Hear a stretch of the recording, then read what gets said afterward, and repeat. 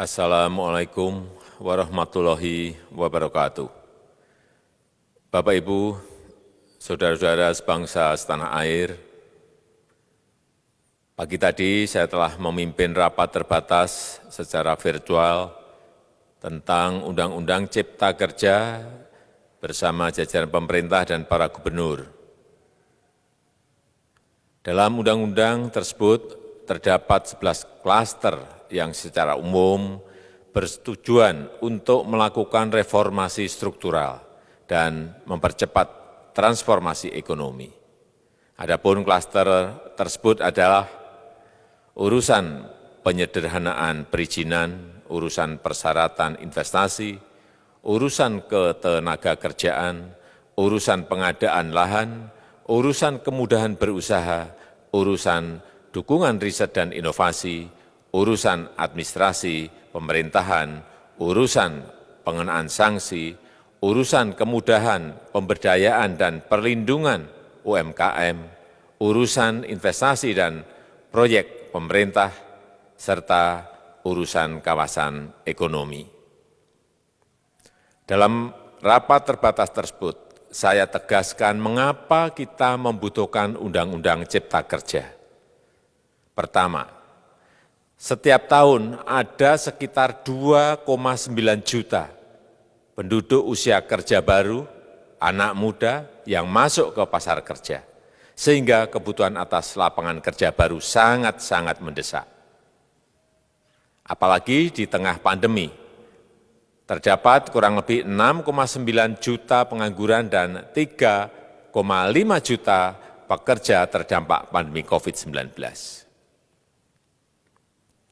Dan sebanyak 87% dari total penduduk bekerja memiliki tingkat pendidikan setingkat SMA ke bawah, di mana 39% berpendidikan sekolah dasar. Sehingga perlu mendorong penciptaan lapangan kerja baru, khususnya di sektor padat karya.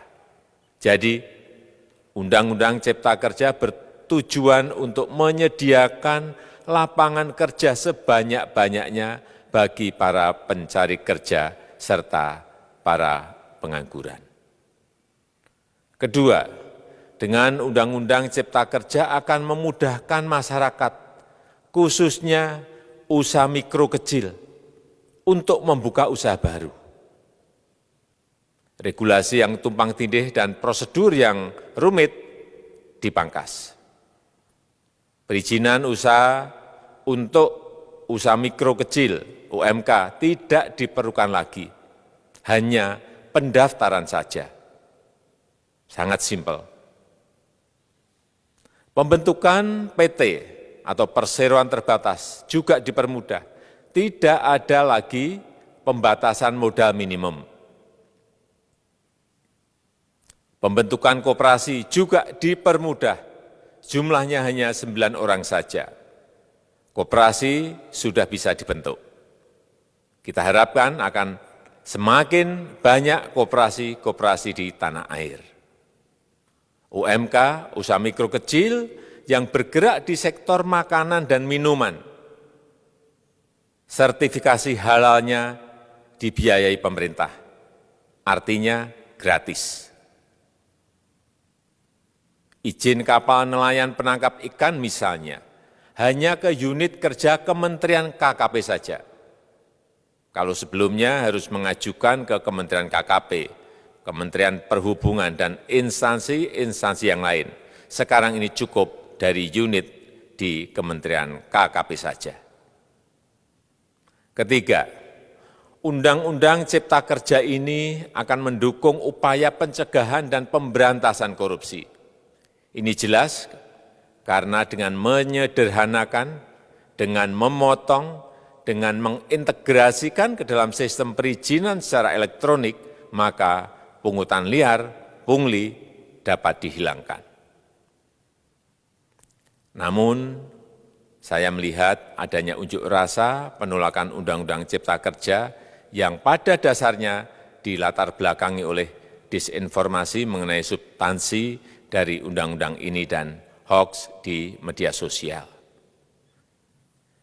Saya ambil contoh, ada informasi yang menyebut tentang penghapusan UMP, upah minimum provinsi, UMK, upah minimum kota kabupaten, UMSP, upah minimum sektoral provinsi. Hal ini tidak benar, karena faktanya upah minimum regional, UMR, tetap ada. Ada juga yang menyebutkan bahwa upah minimum dihitung per jam. Ini juga tidak benar. Tidak ada perubahan dengan sistem yang sekarang. Upah bisa dihitung berdasarkan waktu dan berdasarkan hasil. Kemudian adanya kabar yang menyebutkan bahwa semua cuti sakit, cuti kawinan, cuti khitanan, cuti baptis, cuti kematian, cuti melahirkan, dihapuskan. Dan tidak ada kompensasinya. Saya tegaskan juga ini tidak benar. Hak cuti tetap ada dan dijamin. Kemudian apakah perusahaan bisa mem-PHK kapanpun secara sepihak? Ini juga tidak benar. Yang benar, perusahaan tidak bisa me-PHK secara sepihak. Kemudian juga pertanyaan mengenai benarkah jaminan sosial dan kesejahteraan lainnya hilang. Yang benar, jaminan sosial tetap ada. Yang juga sering diberitakan tidak benar adalah mengenai dihapusnya AMDAL, analisis mengenai dampak lingkungan. Itu juga tidak benar. AMDAL tetap ada. Bagi industri besar harus studi AMDAL yang ketat. Tetapi bagi UMKM lebih ditekankan pada pendampingan dan pengawasan. Ada juga berita mengenai Undang-Undang Cipta Kerja ini mendorong komersialisasi pendidikan. Ini juga tidak benar. Karena yang diatur hanyalah pendidikan formal di kawasan ekonomi khusus, di KEK. Sedangkan perizinan pendidikan tidak diatur di dalam Undang-Undang Cipta Kerja ini.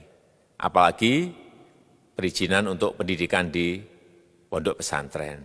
Itu tidak diatur sama sekali dalam Undang-Undang Cipta Kerja ini. Dan aturannya yang selama ini ada tetap berlaku. Kemudian diberitakan bahwa keberadaan bank tanah.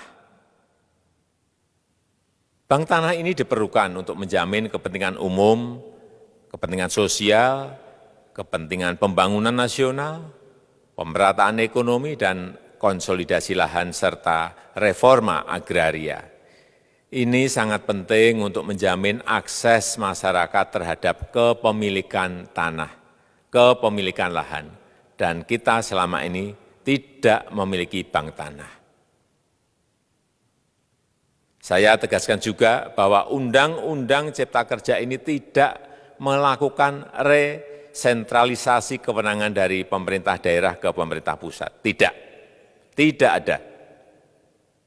Perizinan berusaha dan pengawasannya tetap dilakukan oleh pemerintah daerah sesuai dengan NSPK, norma, standar, prosedur, dan kriteria yang ditetapkan pemerintah pusat.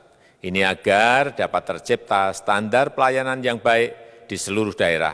Dan penetapan NSPK ini dapat nanti akan diatur di dalam PP atau peraturan pemerintah.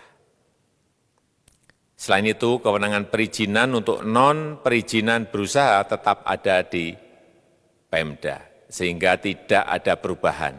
Bahkan kita melakukan penyederhanaan, melakukan standarisasi jenis dan prosedur berusaha di daerah.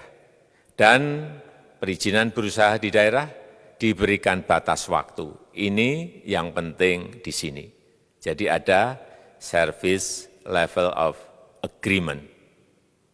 Permohonan perizinan dianggap disetujui bila batas waktu telah terlewati. Saya perlu tegaskan pula bahwa Undang-Undang Cipta Kerja ini memerlukan banyak sekali peraturan pemerintah atau PP dan peraturan presiden atau Perpres.